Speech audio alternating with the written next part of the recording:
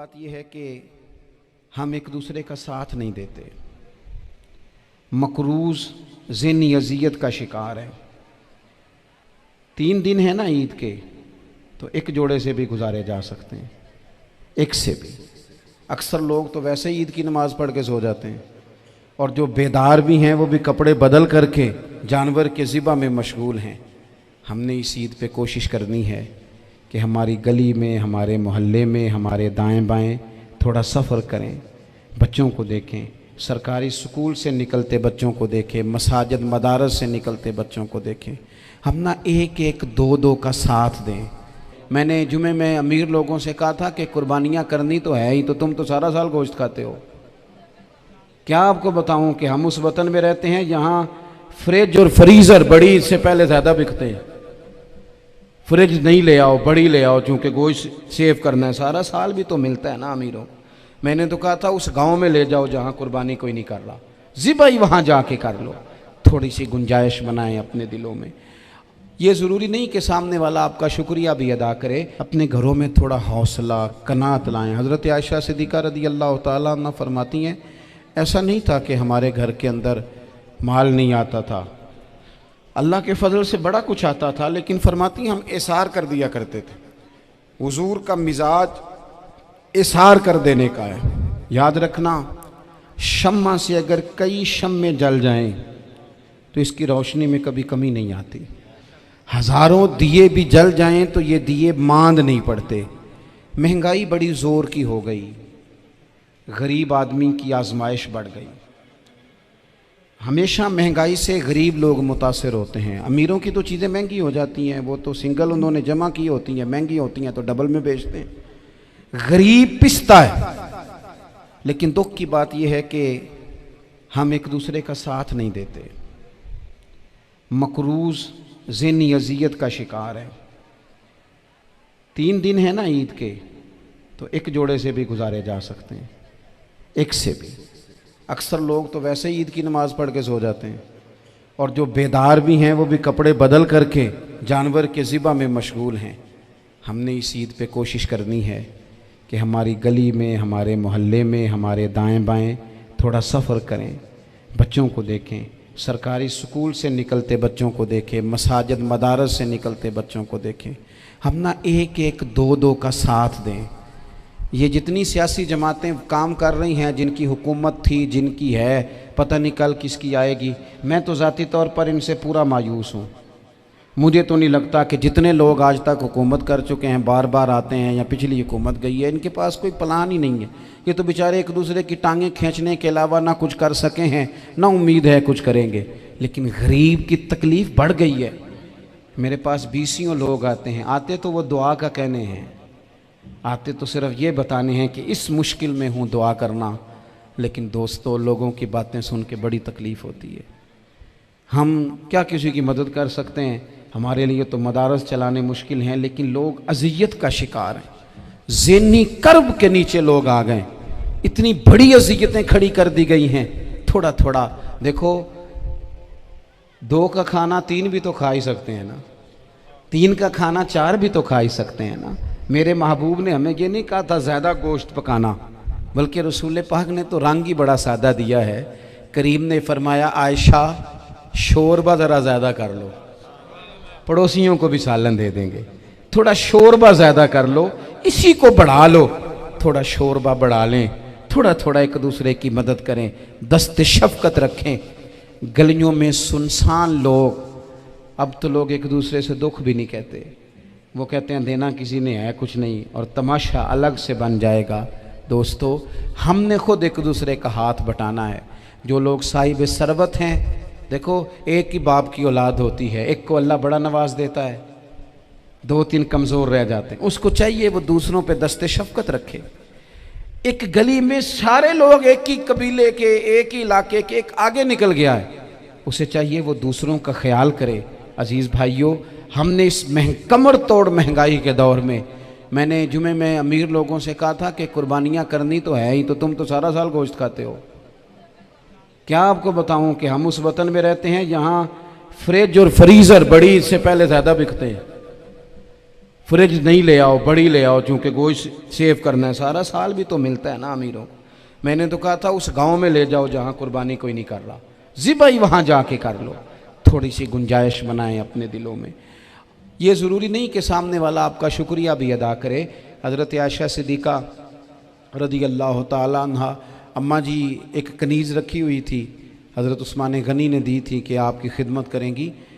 तो वो कनीज़ कहती है कि अम्मा जी तो मेरी भी रोटियां पका देती थी, वो तो मेरे लिए भी खाने का अहतमाम कर देती थी, लेकिन कोई दरवाज़े पे अगर मांगने आता तो हज़रत आयशा सिद्दीक़ा मुझे कहती इसे खैरात दे आओ।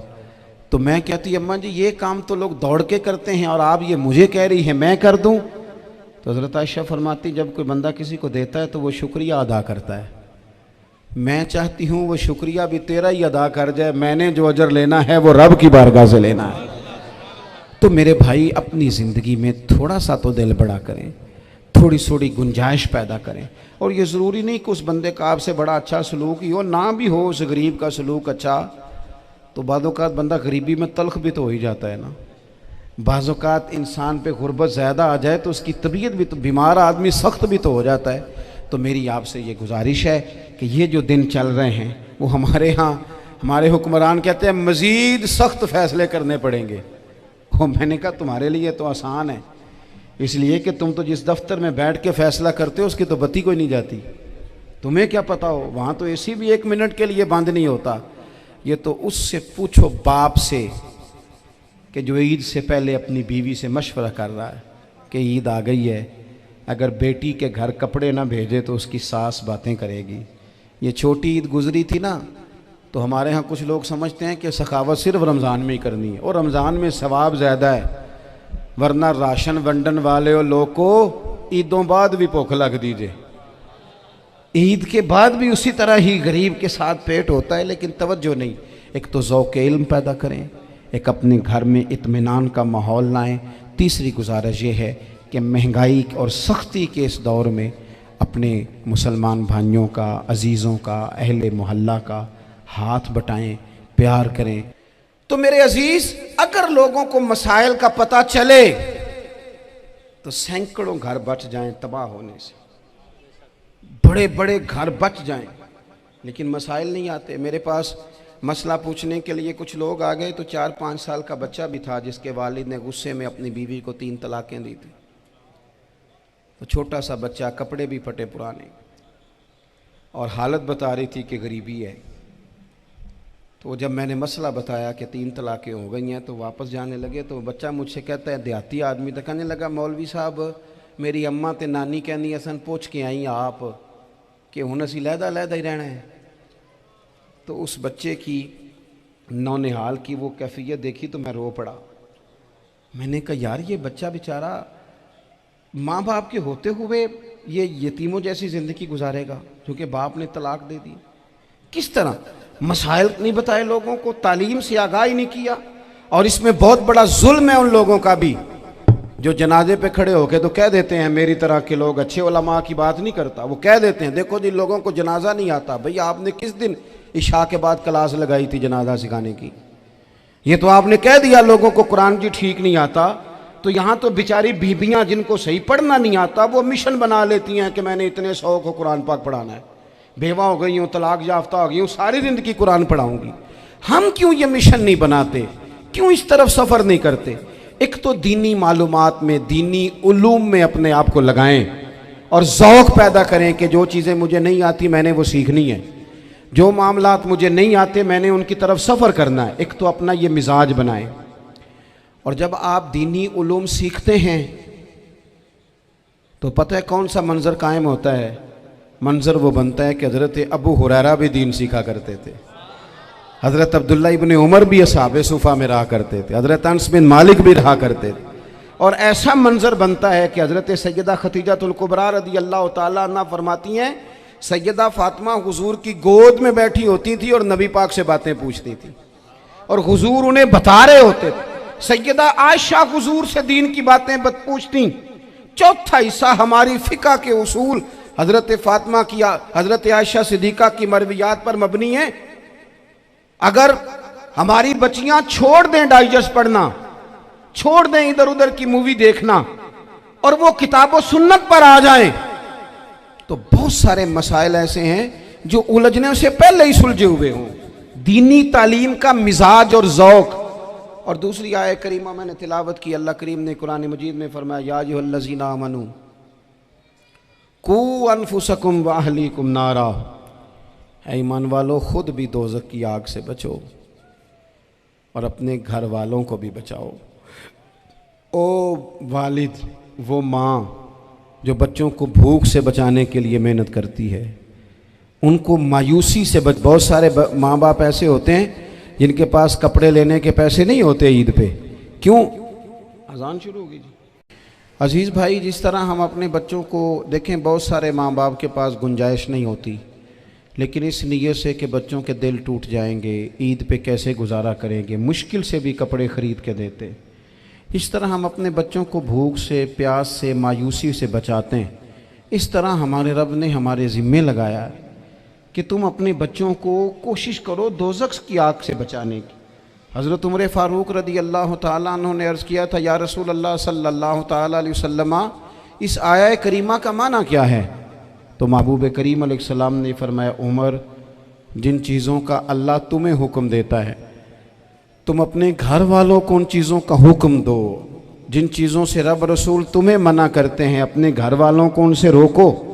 अपने घर के अंदर निफाज दीन करने की कोशिश करो। मेरे भाई, बहुत ज़्यादा आजमाइश है हमारे घरों में, बेचैनियाँ हैं, इस्तराब है, बच्चों में सख्ती है, बहन भाई एक दूसरे के साथ लड़ते हैं, मिजाजों में तलखी आ गई। क्यों भला?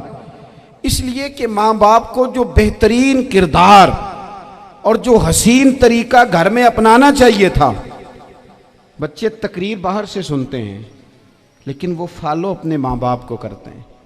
अगर माँ बाप में हौसला हो, सब्र हो, इत्मीनान हो, खुददारी हो, थोड़े पर गुजारा करने का मिजाज हो। देखे ना, आज डिप्रेशन है, टेंशन है, पैनिक्स अटैक्स हैं, बड़ी सारी चीज़ें आ गई हैं। क्यों भला?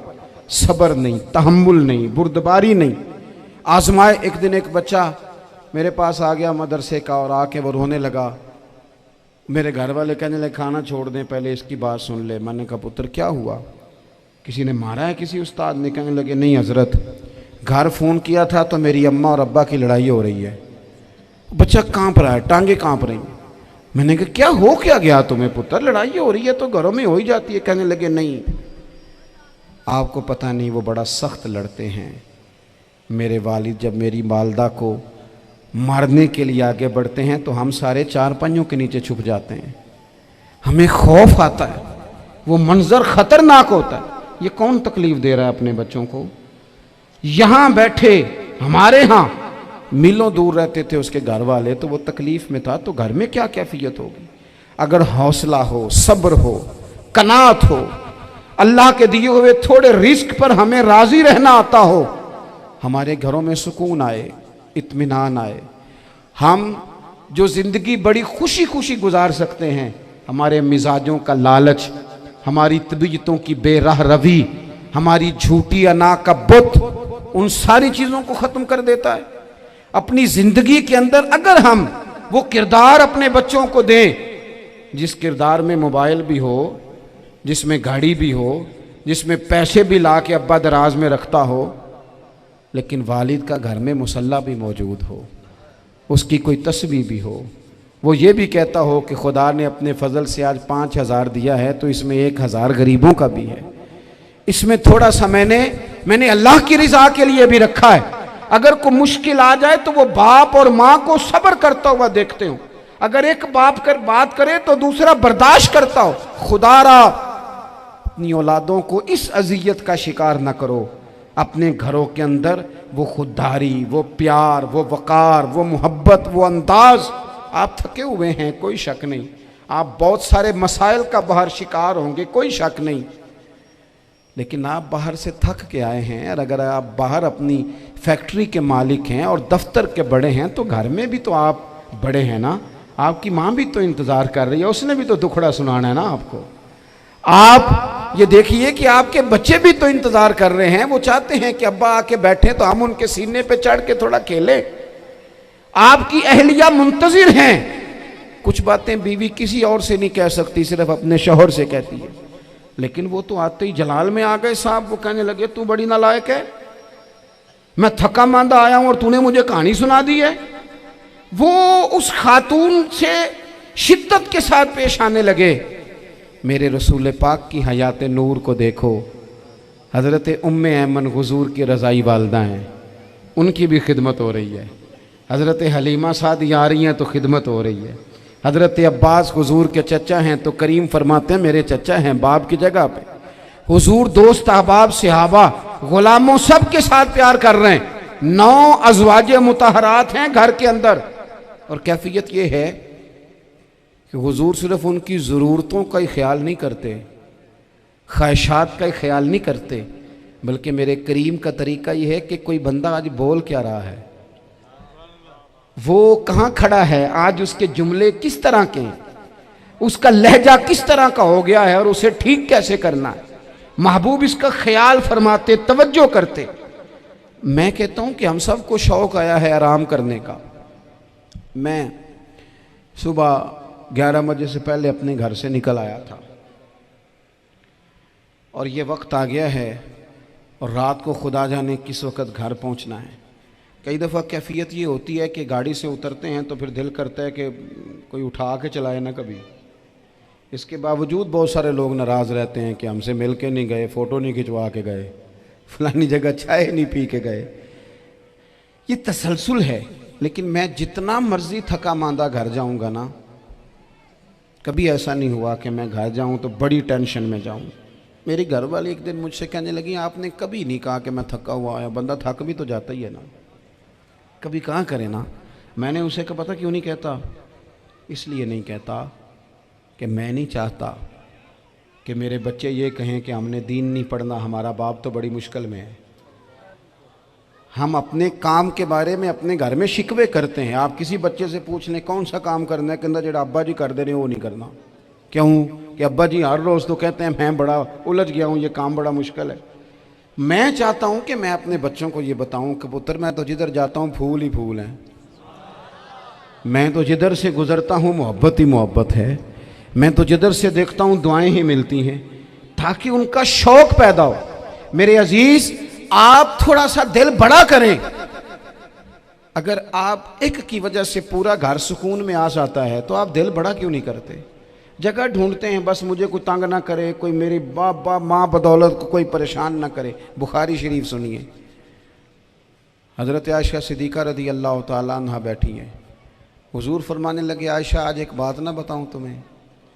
या रसूलल्लाह बताइए। हुजूर फरमाने लगे जब तुम मुझसे नाराज़ होती हो तब भी मुझे पता चल जाता है, और जब राज़ी होती हो फिर भी पता चल जाता है।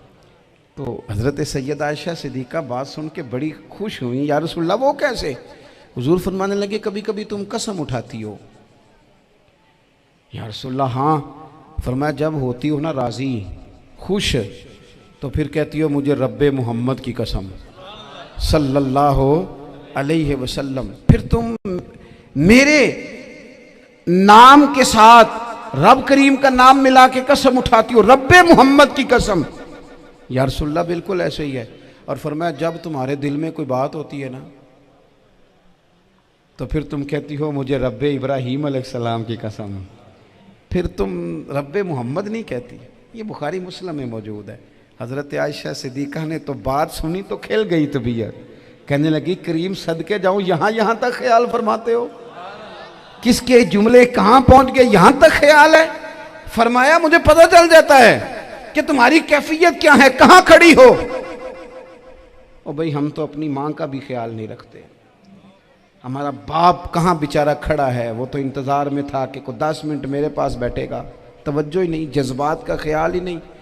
हज़रत आयशा सिद्दीक़ा बात सुन के अर्ज़ करने लगी या रसूल अल्लाह मुझे रब्बे मोहम्मद की कसम हो, मैं सिर्फ नाम छोड़ती हूँ, मेरे दिल में हर वक़्त मदीने वाले महबूब ही रहते हैं, नाम ही छोड़ती हूँ सिर्फ। ओ मेरे दोस्त थोड़ा सा जा। और दूसरा अर्ज़ करूँगा, दौलत अगर बहुत आली चीज़ होती ना, बहुत कीमती, तो सबसे ज़्यादा सैयद आयशा के घर में होती। अगर पैसों से ही शौक़ आता तो पैसे सबसे ज़्यादा हज़रत फ़ातिमा ज़हरा के काशाना नूर में होते, ओ मेरे भाइयों, सोना वक्त मोहब्बतों से गुजारा जा सकता है। ओ भाई, मैंने तो अपने घर में ये देखा कि मेरे वालिद साहब गर्मी आती तो फरमाते, ओ लो भाई तुहानू हुण परवाह नहीं, मैं तुहाडे पड़ोले च दाने पा दिते ने ते तुहाडी माँ ने मर्तबान च अचार पा दिता है। लो अब तुम्हें कहीं जाने की ज़रूरत नहीं पड़ेगी। इस पे भी वक्त बड़ा अच्छा गुजरता।